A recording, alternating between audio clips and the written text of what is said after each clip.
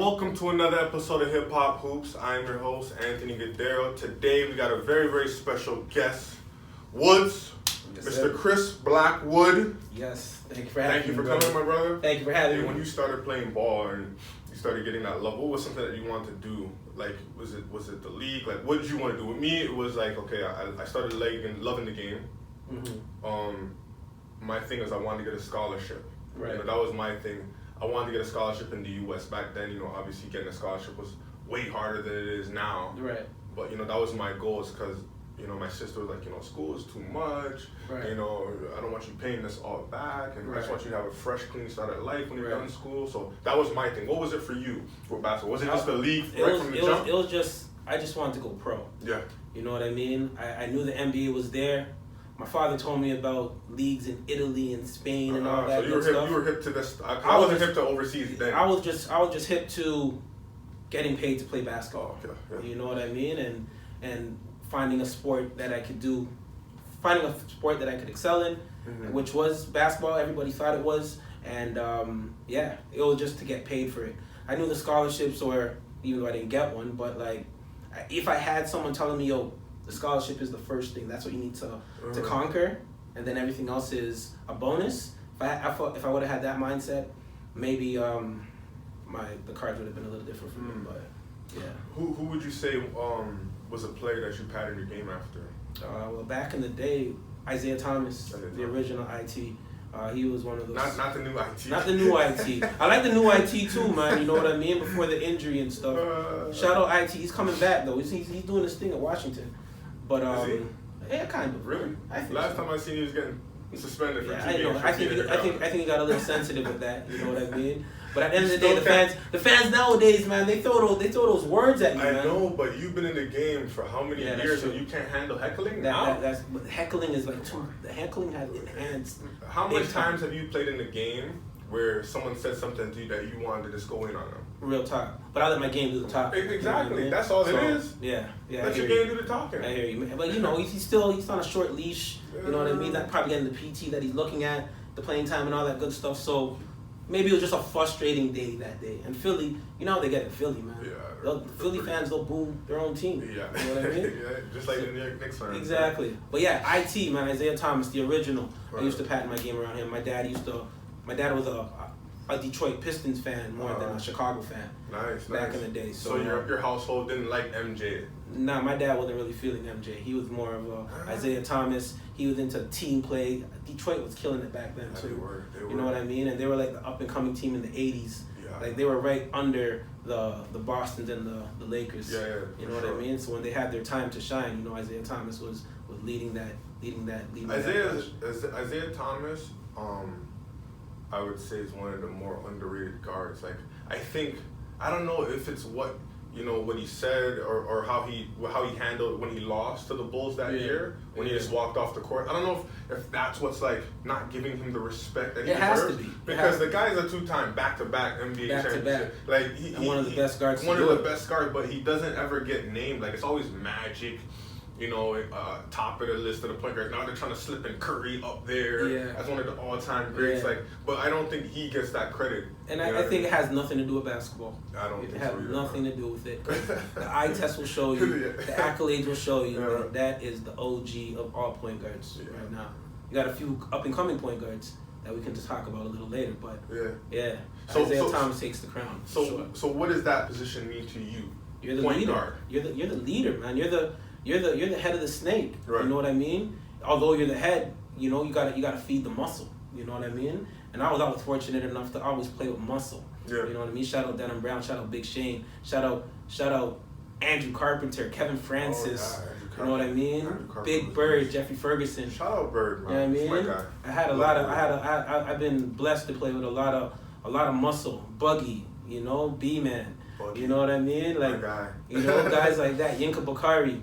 I had guys that, I had to feed. But at the same time, I had to help lead. Like, you know what I mean? I had to control my position.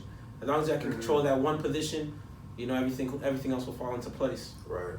Okay. So we're talking about point guards here. Yes, sir. So when we say the best point guards ever to do it, give me your top 5 point guards of all time. Of all time. Yes, I need to know this. That Coming from a point guard now. That are in the NBA, obviously, played the NBA. You know what, man? You give me the top point guard that you've ever seen in your life. Oh man, that I ever seen that in my you've ever life. seen in your life. So I'm gonna go from, from my grassroots days to the NBA. Yeah. Okay. Yeah. Let's go. Tyrone Smith. I always used to say he'll always stand out to me because I got a chance to actually do some dry land training with him. Me and my brother Perry Cohen. You know what I mean? We got a chance to in Jane Finch at Yorkwood's field, seeing him running. Like I never used to see guards like when you're playing basketball, you're playing basketball. But what are you doing after you're playing basketball? That dude is waking up 6 a.m. You know what? You know what I mean? Garbage bags on, and he's running the Yorkwood's field. Listen, man. Tyrone Smith, T-Bone. Yes, sir. Let me tell you about this guy here. I went to school. I was 14 years old. I went to Runnymede with this guy. He was a senior in high school, and he was probably one of the best players I've ever seen. Look at that. Come out of Toronto. Period. You know what I mean? When I tell you T-Bone led us to an OFSA championship, we lost in the finals to Jamal McGlure and those guys, Eastern Conference. But listen to me when I tell you, I've never seen a run. The team that we had to go through, the Bathurst was Wayne Smith, the Nackies with Mike Smith. Like we had to go through all of these guys. And when we went to OFSA, we had to go through Morningstar with Mike George and those guys to get to this guy, and we jumped on this guy's shoulders. When I tell you, I still got the medal to this day, my silver medal for OFSA. Lucky you. You know what I mean? And this was the guy. Right. You know what I mean? One of my favorite players of all time. Man, listen, shout out T-Bone. T-Bone. Wherever you are. Salute. You know what I mean? Is this in order here? It's not in order. Okay, really. go ahead. You know what I mean? Okay.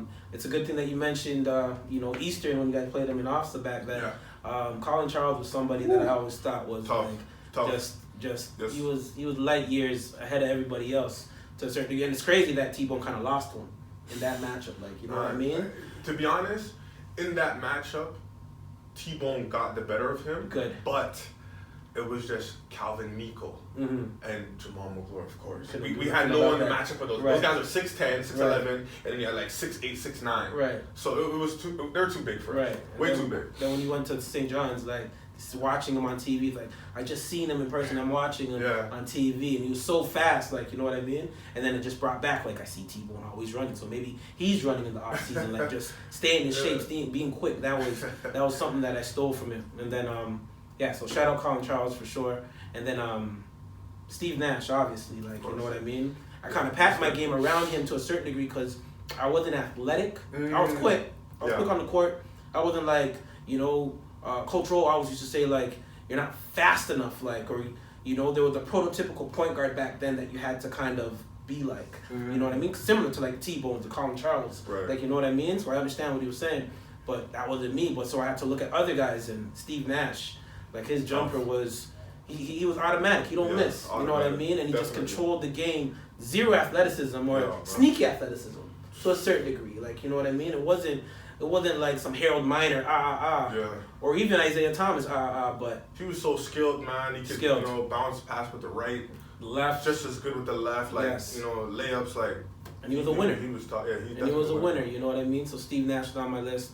Isaiah Thomas, obviously, the original IT from the Detroit days, and then Allen Iverson, man. Oh, the answer. Allen Iverson. So if I had to give 5, that would be my 5. Do you believe Iverson gets the credit that he deserves? Like, I think it would be a lot different if he won a championship. Right. But do you think he should be in the discussion in the top 10 players of all time? Because I'm looking at it as not just basketball, but he changed the culture to me. Tattoos, braids, all that. Things like that guys are doing now. Arm sleeves. I remember cutting out socks. I couldn't afford them. And you know what I mean? Making my own out of, like, soccer socks. You know what I mean? But I just think, I don't know, it's crazy when we talk about Iverson, because sometimes I see myself not giving him the credit that he deserves, man. I believe that his run that he went on, Come on. going through that East Come all on. the way to the finals. Yes. I was mad. I'm at school, prep school, when I'm seeing this guy drop 50 on us every other game. Him and Vince are going battle. You know, I was pissed at Vince. Don't get me started with that. You're bringing it back. You're bringing back the old Vince, man. You should have never went to go get your degree. Why? You know what I mean? What do you mean why? Is he using that degree right now as we speak? Maybe. Keep it 1,000. Maybe. He got it in African studies, and I'm all about knowing where he come from and all that. Man. But yo, we man, have to. No, he's still in the league right now. I don't know why, but You get me? So like he could have got his diploma mailed to him. He could have had a private party with his mom, showcasing I know. that piece of paper.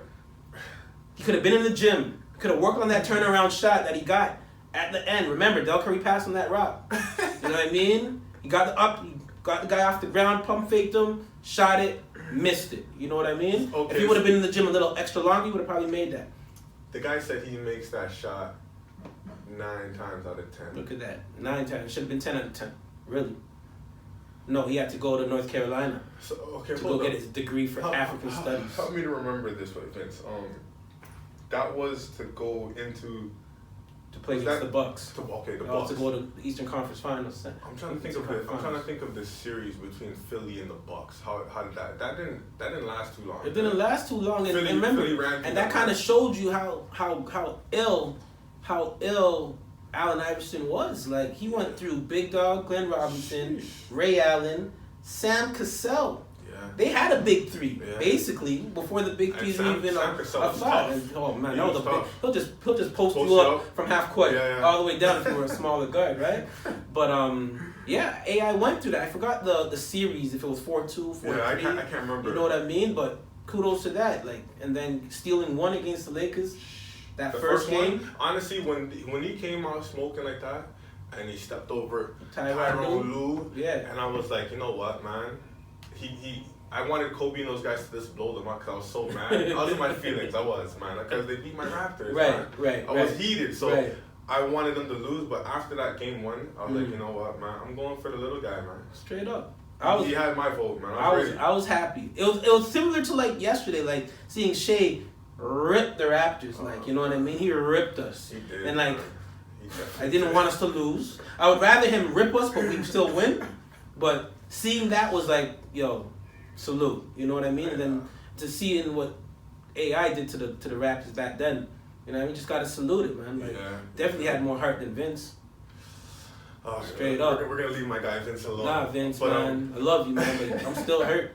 Still hurt. We would have probably had 2 championships by now. Maybe. Yeah. So one quick question about Roy Rana. Was he?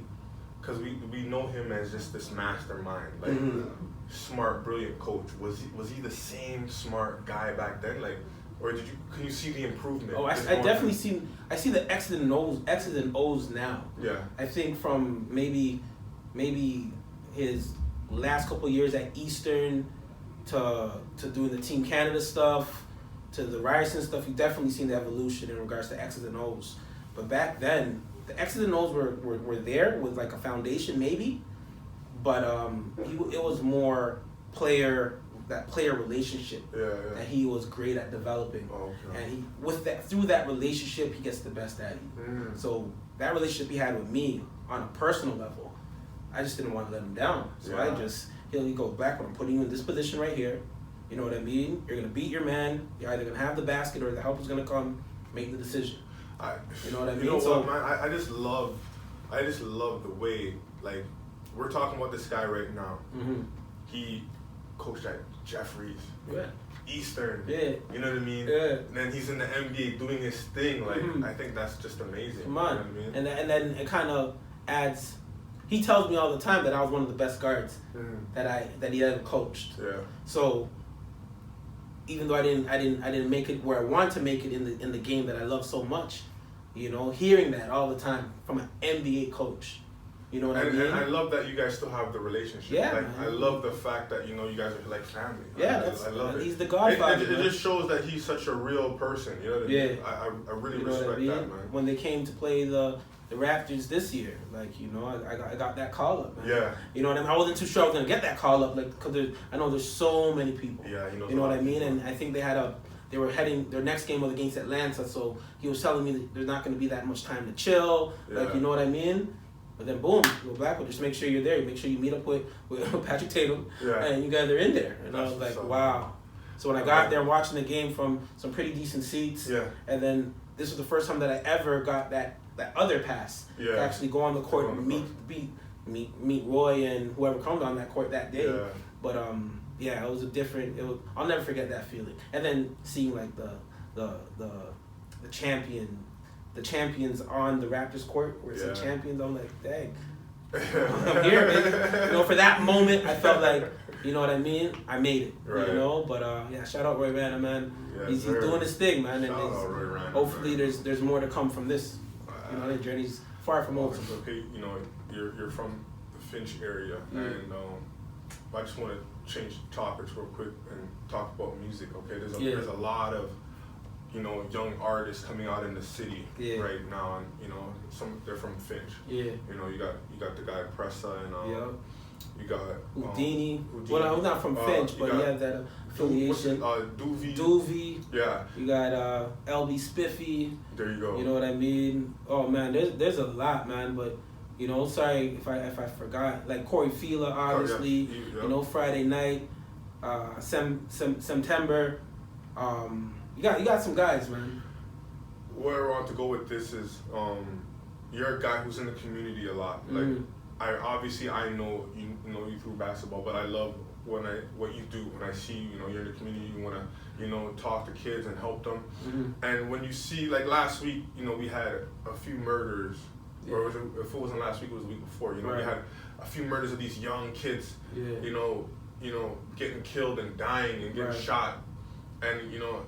It's like when we see these things happening, you know, it's like, what are we doing as a city? Like, what are we doing? Like, I feel like sometimes I'm not doing enough for my community, you know, to get these kids to stop doing this. You know what I mean? You coming from exactly where it is, me coming from exactly where it is, and we see it. Like, tell me your take on this stuff, and like, what could we do to like, you know, try to help and make a better change, man? Man, we just gotta be better. We got to communicate with these kids a little bit more. You know what I mean? I feel like rapport is everything. Right. You know what I mean? And once that rapport is built, then you can start telling them about opportunities in the music business through your connections. You can tell them about opportunities in the real world, the 9-to-5 world, you know what I mean?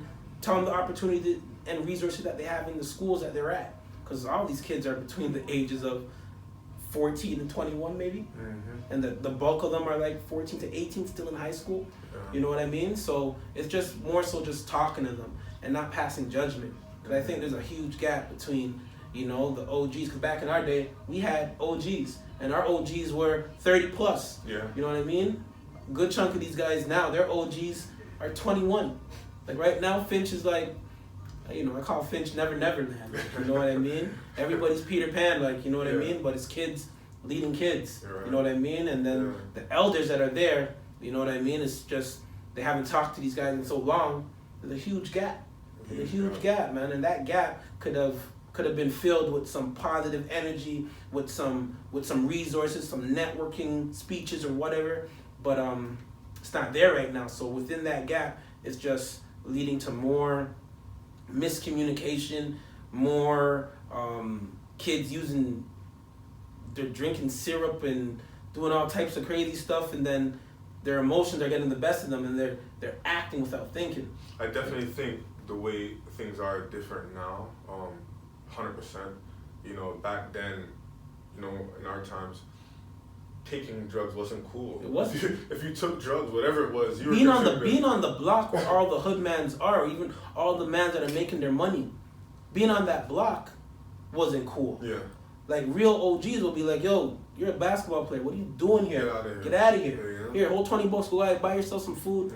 Go back on the court. Do what you have to do." Yeah. Like I had plenty of those coming up. Like, you know what I mean? And right now, I think everybody's just friends. Like everybody is just, I don't know if they're on the same level mentally, but like, you know, you got some of the older guys living their second childhood through some of these young kids, and you know what I mean, and working with the kids. You see it, like, you know, the girls are developing, and then you're seeing guys my age hollering at these young little 18-year-olds, like, or 17-year-olds. You know what I mean? Waiting for them to come out of school.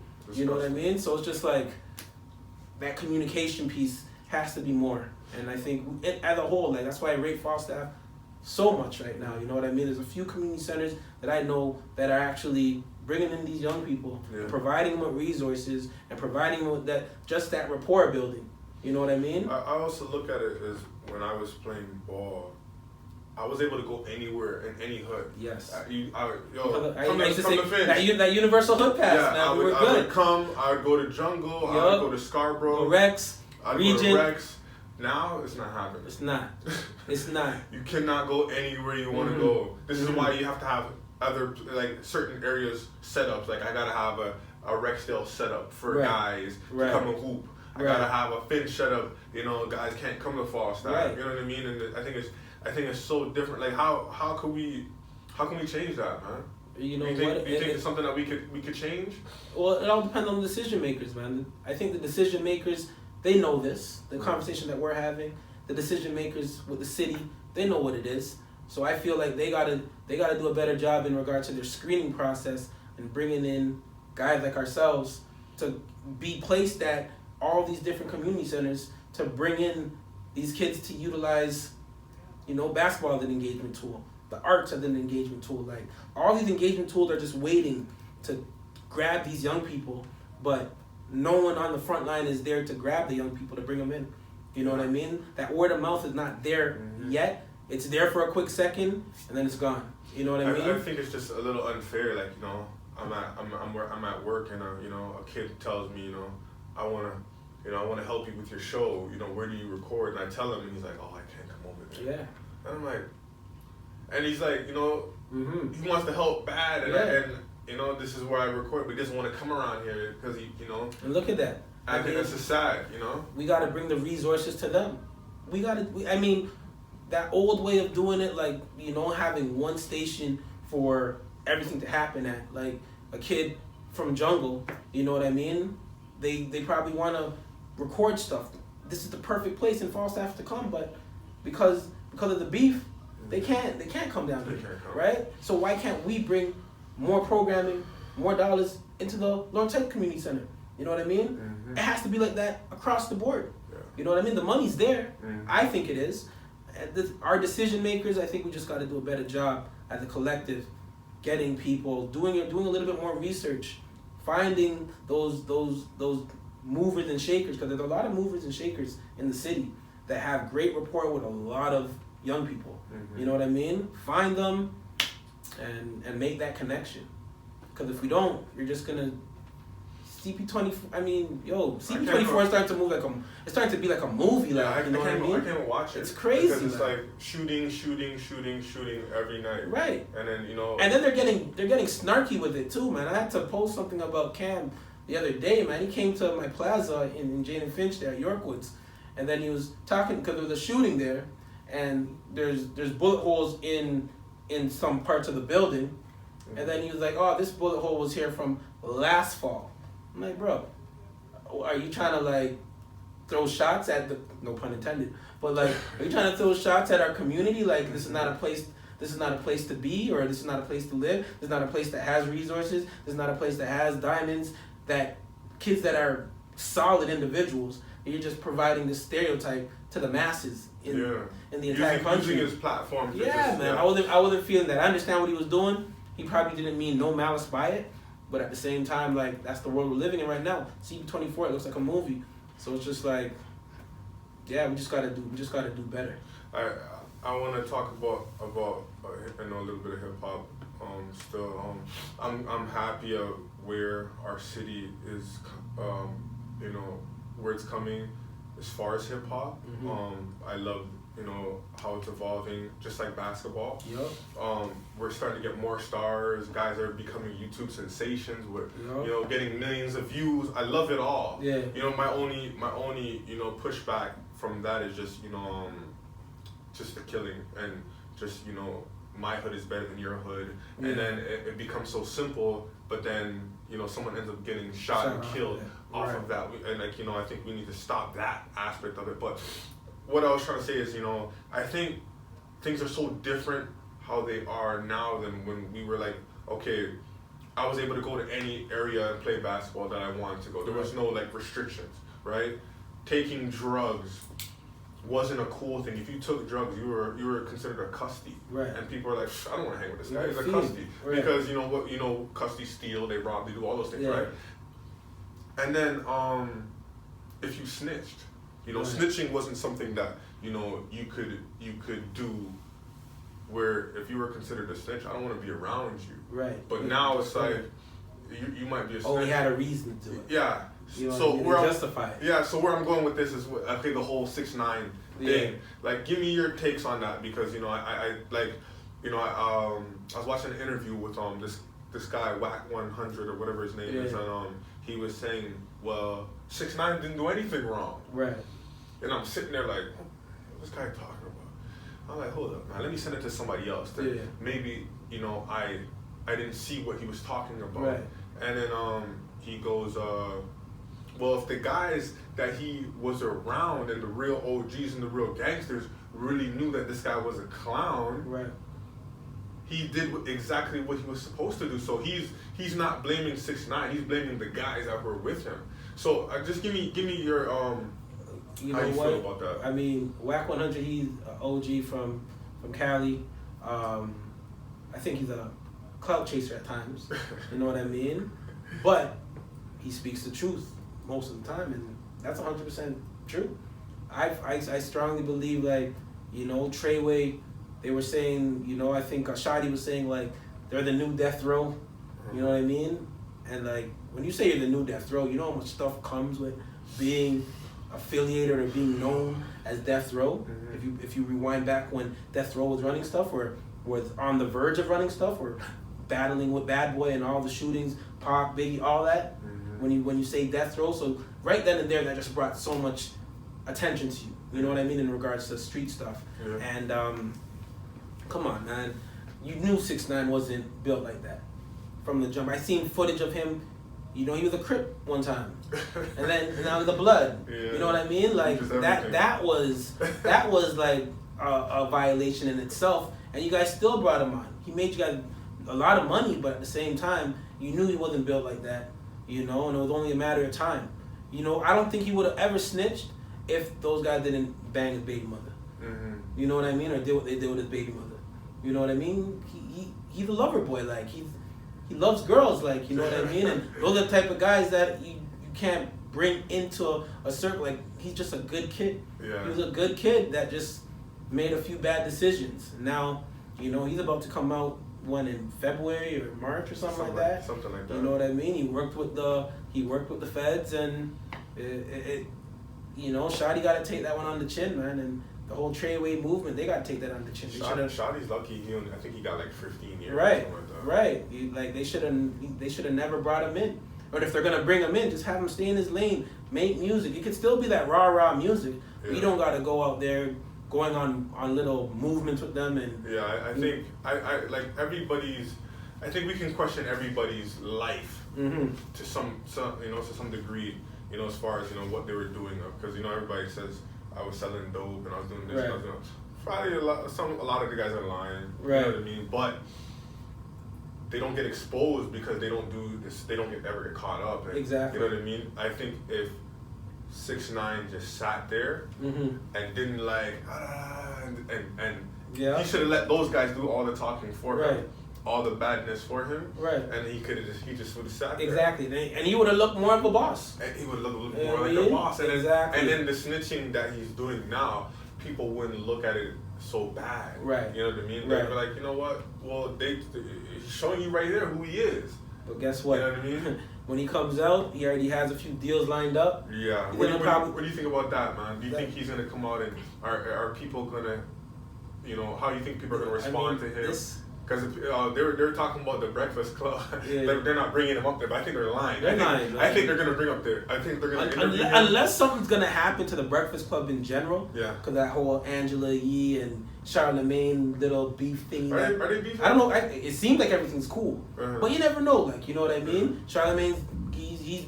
I'm not saying he's bigger than the Breakfast Club, but I'm saying he's bigger than the Breakfast Club. I think point, Envy's doing his thing with his real estate stuff. Yeah. Angela Yee has their own stuff going on. Yeah. Who knows? Right. Their egos may get too big, and Breakfast Club may not even be around when 6ix9ine comes. But if he does, he's going on the Breakfast Club. I think so too. I think that's one of the bigger shows, and I think they're gonna have him on there.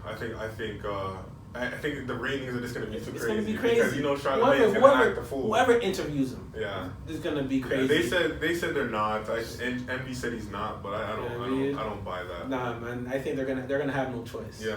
Either them or Hot 97's gonna do it. So how do you think people are gonna respond to his music? Like when he comes to Toronto for a show, and you know what? Wack made another interesting view. He says, you know, I hustled all my life for my children not to be like me, right? And don't even follow the same type of principles and morals like me, right? I am a guy snitching and all this stuff, but I have a child where I'm providing, I'm hustling for, where I let them know if somebody does anything to you, you call the police and you let them know, like. Yeah. So he's like snitching and everything is so different, and their brains tell how we were raised, right? So he's like, you know, my kid doesn't care about snitching. Straight up. She's gonna say, oh, the new 6ix9ine song comes on, yo, let's get it. I'm going to the concert. It's a new era, man. Yeah. They're very forgiving. They're very forgiving, man. Like at the same time, I'm seeing different hoods that I've never ever. I grew up knowing, like, you know, Rexdale and Finch. If it had nothing to do with basketball, right, or maybe relationships as like siblings or of some sort, they're never connecting like Jamestown and the Lane and Mount Olive and Driftwood, like, you know what I mean?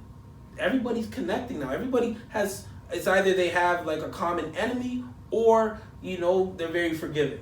You know what I mean? It's a new era. What I'm trying to say is it's a new era right now, man. All these guys, the younger generation, you know what I mean? Although they're savages, right? But they're forgiving too.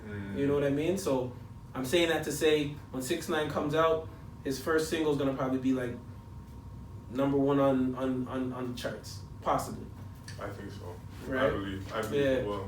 Yeah. Because I think his audience is not gonna even be the grown-ups.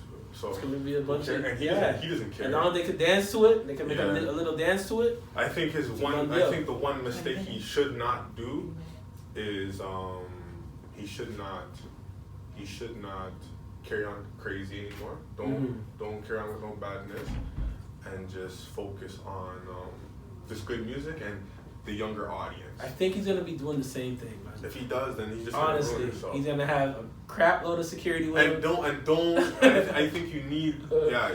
I think he's gonna be on that same wave, man. Whatever got him the notoriety and the fame. Yeah. Fame's a drug, man. And all these kids are on drugs, so you know what I mean. It's just that's a real way to put it. It's just what it is, man. Yeah. It's just what it is. Man.